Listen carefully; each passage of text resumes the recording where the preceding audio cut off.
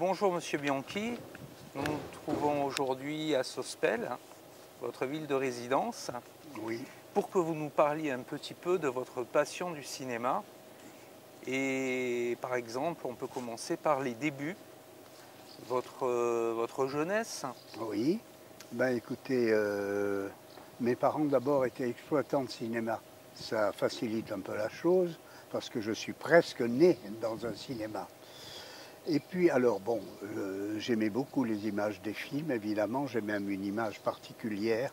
C'est la première qui s'est gravée en ma mémoire de futur cinéphile. C'était un lion et un cerf qui s'aimaient comme deux frères à l'écran. Ils se pourléchaient l'un l'autre, c'était magnifique. J'ai eu d'ailleurs plus tard beaucoup de mal à trouver le film dans lequel ces images paraissaient pour inclure ça dans le montage d'un film sur ma carrière cinématographique. Bref, pour en revenir au début, c'est surtout lors des combats en juin 40, j'avais 12 ans. Lors de ces combats-là, la maison de mes parents à Menton avait été pillée. Mais on trouvait là bon, des choses qui n'étaient pas là au départ, comme par exemple, j'ai trouvé une petite boîte contenant 8 cassettes Pathé Baby. Alors, pour moi, c'était fabuleux. J'avais un peu été habitué au Pathé Baby parce que j'allais au patronage, où très souvent, on nous passait des Charlot, des Max Linder, des films de ce genre. On a eu beaucoup à l'âge que nous avions. Et alors, ces 8 cassettes m'ont carrément déclenché la passion, parce que je tenais le film en main. Ça ne m'était jamais arrivé. Et ce fut le début de ma passion pour le cinéma, vraiment, pour le cinéma auquel je participais. Pas un cinéma que je regardais devant un écran, j'étais passif à ce moment-là. Non, à partir du moment Pathé Baby, en quelque sorte, ma passion était déclenchée. Ma passion était déclenchée. D'accord. Mais vos parents, ils étaient dans le cinéma dès le début ou ils ont par la suite atterri en tant qu'exploitants? Non, mes parents avaient acheté leur premier cinéma, ils étaient donc exploitants, mais avant, mon père était opérateur projectionniste et ma mère était pianiste, illustratrice des films muets. D'accord. Donc il est facile de comprendre comment ils se sont rencontrés. Ils ne se sont pas déplus et ils se sont mariés carrément. Et avec leurs économies, ils ont acheté le cinéma variété à Roquebrune-Cap-Martin, qui a évidemment disparu aujourd'hui. Et c'est presque dans ce cinéma que je suis né. Ils l'ont acheté en 1927 et je suis né en 1928, à l'époque du muet encore. D'accord. Voilà. Donc vous avez assisté à des projections de films muets, vous? Oui, Cette absolument. époque-là. Et j'avais des images qui me restaient en mémoire, mais bien entendu, comme j'étais à peine né. Ils ont dû me mettre dans la salle entre 1 et 3 ans. Je ne sais pas exactement, ils ne me l'ont jamais dit. Mais enfin, donc on peut dire qu'à partir de 1929, j'avais des images que j'ai gardées en mémoire. Malheureusement, je n'avais pas le titre. Je ne savais pas ce que je voyais. C'est 20 ans plus tard, quand j'ai revu les mêmes films en ciné-club ou ailleurs, ah, c'était ça, voilà. Et c'est à cause de cela que j'ai pu dater les moments où j'étais dans la salle de cinéma, puisque je savais que le film était sorti en telle année et qu'à 1 an près, j'avais le même âge que ce film. Voilà. D'accord. Comment vous voyez aujourd'hui l'évolution des cinémas? Alors, c'est particulier, c'est très personnel.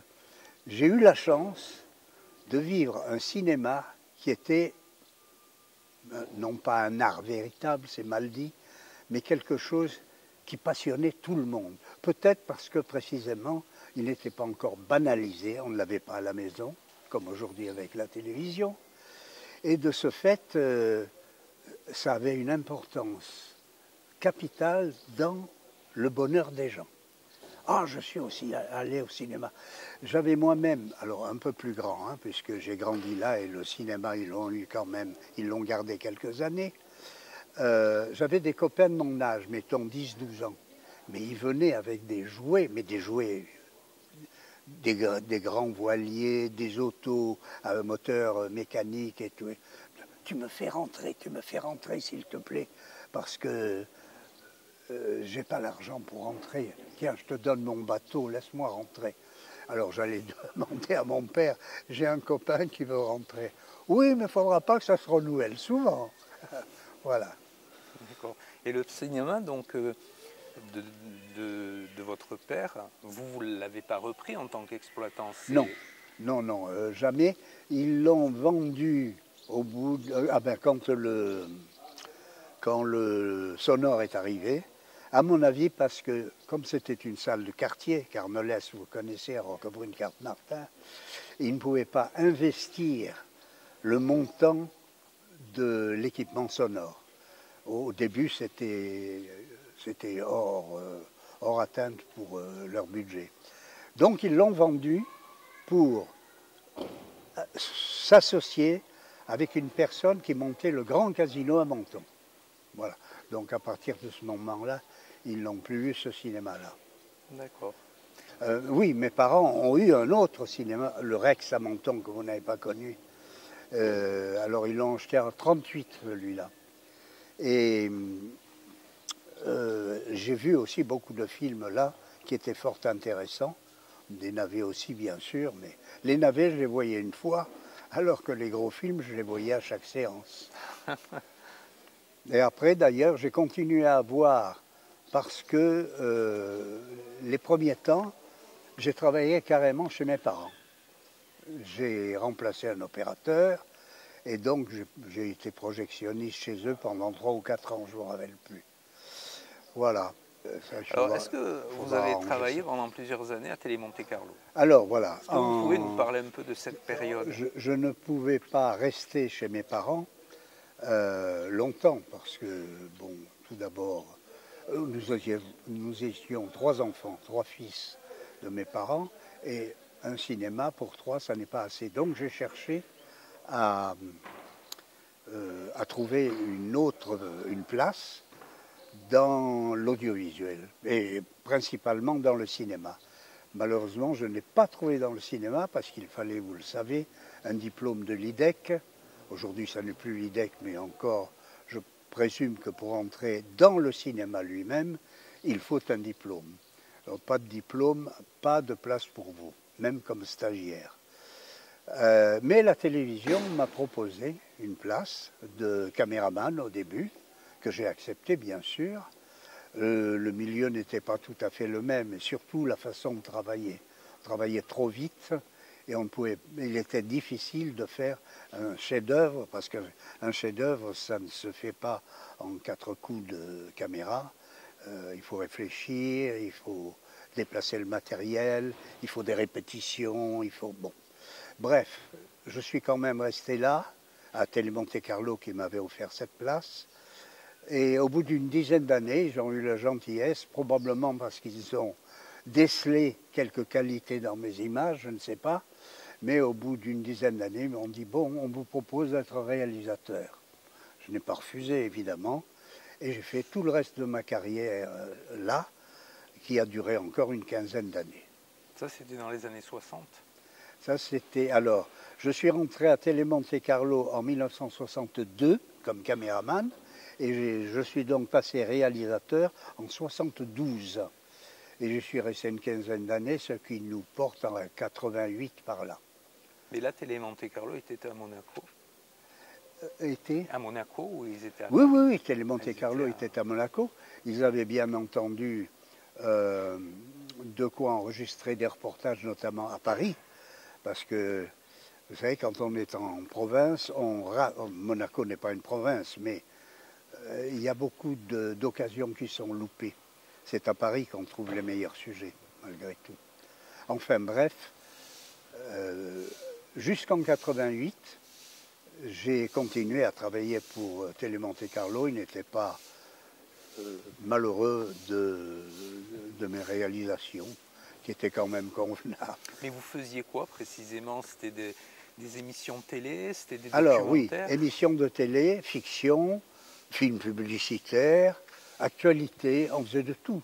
Ce n'était pas comme, par exemple, à la télévision française où les gens étaient beaucoup plus spécialisés. Il y avait celui qui restait, je me rappelle, parce que oui, il faut vous dire qu'avant de rentrer à Télé Monte Carlo, j'ai eu l'opportunité de rentrer à l'ORTF à Paris. Et là, il y avait une spécialité. Il y avait ceux qui ne quittaient jamais le plateau, donc caméra électronique, ceux qui faisaient de l'actualité, caméra Jean Bell 70 pour les reportages, et fiction, et les émissions de fiction.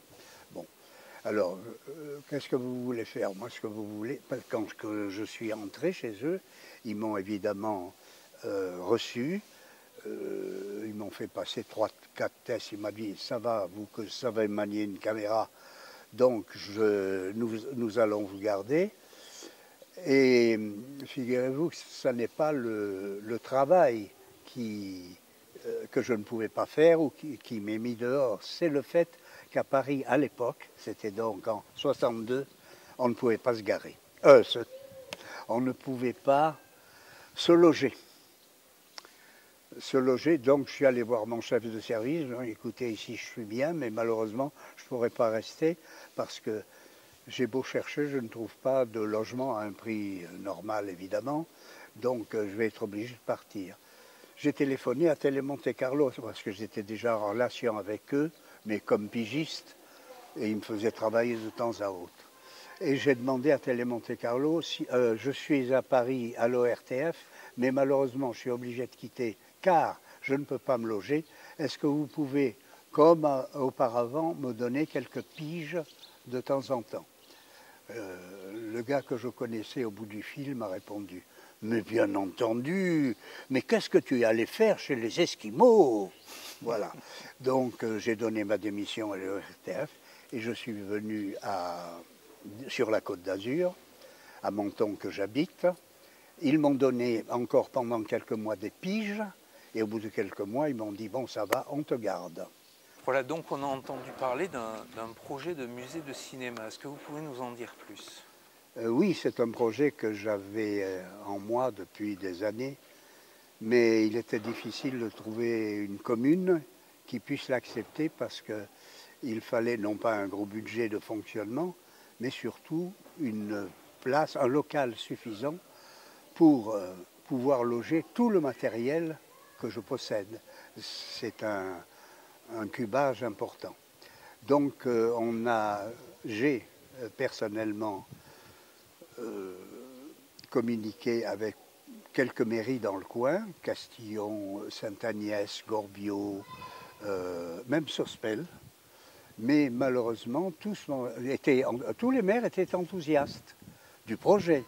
L'ennui, c'est que quand je leur ai dit il faudrait un local de 200 mètres carrés pour loger tout le matériel dont je disposais que je lègue, on n'a pas ça. Bon, alors, il n'y a que Menton qui a accepté, sans savoir pour l'instant où il construirait le musée, mais on sent qu'ils ont accepté avec la volonté de l'édifier, ce musée. D'accord. Et dans ce musée, donc, il serait composé de... Alors, le musée, bon, il y a une salle évidemment avec le matériel de l'époque. Le matériel a bien changé, les caméras ne sont plus du tout construites de la même façon. Les projecteurs existaient à l'époque, n'existent plus aujourd'hui. Ce sont plutôt des lecteurs, etc. Enfin bref, c'est un musée en ce sens que tout le matériel qui va être vu là-dedans est largement dépassé, c'est obsolète, c'est ancien. Donc c'est la qualité d'un musée en quelque sorte. Et j'en ai énormément. Figurez-vous qu'il est vrai que je m'intéresse à ça depuis, en comptant aujourd'hui, depuis 50 ans au moins. Et les personnes qui savaient que je voulais faire un musée plus tard, qui passaient par exemple du film à la vidéo, me disaient j'ai une caméra, j'ai un projecteur, qu'est-ce que je peux en faire? J'ai dit, écoutez, j'ai l'intention de faire un musée. Prenez mon matériel. Je dispose aujourd'hui, ce qui a été donné à Menton il y a peu, 90 projecteurs et environ 75 caméras. Ça prend déjà du volume. D'autant qu'il y a des projecteurs qui sont en 16 mm, qui sont quand même assez gros.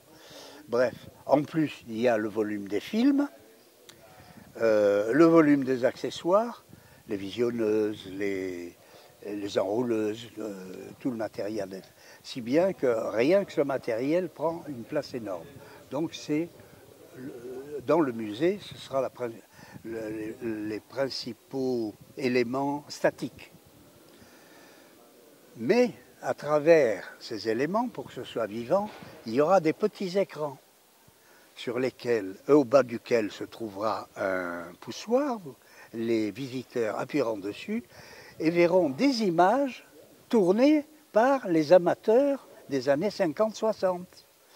Alors, on va mettre des séquences de 5-6 minutes au maximum sur chacun de ces petits écrans. Si bien qu'en visitant le matériel, le visiteur pourra en même temps déjà voir ce que les amateurs produisaient dans ces époques-là.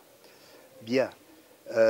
Essentiellement, ce sont des films tournés par des amateurs, mais sur la région. Oui, alors, ce qui me tient à cœur, c'est précisément de sauver les films, d'avoir. J'ai eu ce désir depuis 35 ans au moins, d'essayer de sauver tous les films d'amateurs et même professionnels qui ont pour sujet le terroir. Et j'en ai retrouvé une cinquantaine comme ça, très intéressants, et parmi ceux-là, des chefs-d'œuvre. Il y a environ 40 films très intéressants et une quinzaine de chefs-d'œuvre répartis sur toute la Côte d'Azur. Des films trouvés à Menton, à Roquebrune, à Cannes, à Nice, etc. Parmi tous ces films sur le terroir, il y en a quand même 2 qui font partie du domaine professionnel, mais qu'il fallait absolument avoir dans ce musée. Ce sont 2 films tenant aux hostilités. Alors, le premier, ce sont les hostilités à Menton de juin 40 et la libération de Nice. Alors, je vais commencer par Nice parce que j'ai pu trouver des images sur la libération de Nice, bien d'avoir celle de juin 40 à Menton. Figurez-vous qu'à Nice, quand il y a eu le débarquement, tous les caméramens de l'armée des Alliés, notamment de l'armée française de De Gaulle, sont tous partis vers Marseille avec l'armée, aucun vers Nice. Si bien que pour filmer la libération de Nice, il n'y a pas eu un seul caméraman professionnel. J'ai eu la chance de connaître, beaucoup plus tard, peut-être 30 ans plus tard, une personne qui savait, c'était un niçois, une personne qui savait que je collectionnais les films sur le terroir. Il est venu me voir avec une galette 8 mm, d'environ une centaine de mètres, à peu près une demi-heure de prise de vue, et il me dit, monsieur, je ne sais pas quoi faire de ça, c'est la libération de Nice que j'ai filmée de bout en bout, et bon, moi j'en fais rien, mais ça peut être utile. Je dis, monsieur, vous tombez très bien, je prends le tout. De ces images, qui étaient donc les prises de vue directes, j'ai fait un montage. J'ai eu la chance de rencontrer un historien qui connaissait par cœur l'histoire de la Côte d'Azur entre le débarquement et la signature de l'armistice. Donc, avec lui, on a carrément fait un film, un reportage de bonne qualité sur la libération de Nice. Et alors, c'est assez curieux, mais là, donc, si pour la libération de Nice, nous avons trouvé un film d'amateur, parce qu'il n'y avait pas de professionnels qui couvraient l'événement. Là, c'est fabuleux. C'est assez curieux. Et de toute façon, alors pour les hostilités de juin 1940 à Menton, ça a été pire. Donc en juin 40, je ne me rappelle plus la date exacte, mais on s'en fiche, Mussolini a déclaré la guerre à la France et la bataille a eu lieu. Elle n'a duré que 2-3 jours à Menton même. Et eux avaient des caméramans, cette armée-là, l'armée italienne, avait des caméramans qui ont couvert l'événement. Alors qu'en France, du côté français, ça s'appelait comment déjà? Il y avait le service cinéma des armées n'avait délégué personne à Menton, personne je veux dire, pas de militaires compétents pour filmer à Menton, si bien qu'il n'y a aucune image prise du côté français.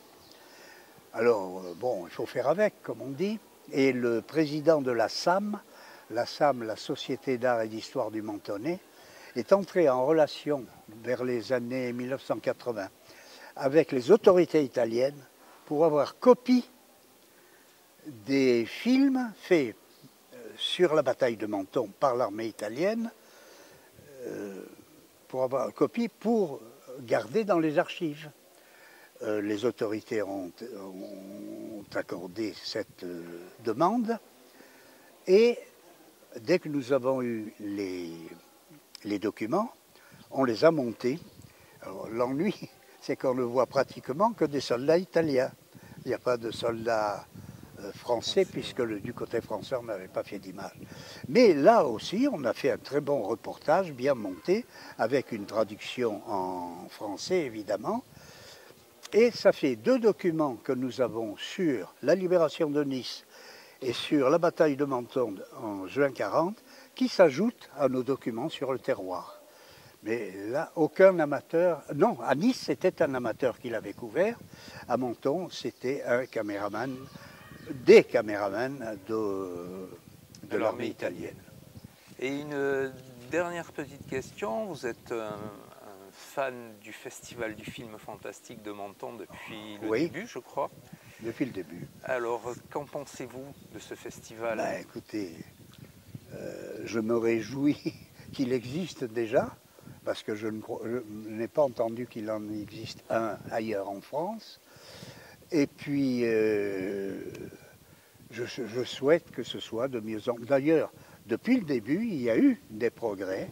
Les séances étaient de plus en plus intéressantes et j'espère que ça va continuer. Merci Monsieur Bianchi. Bon. Et puis je vous dis à très bientôt alors. Je l'espère. Merci.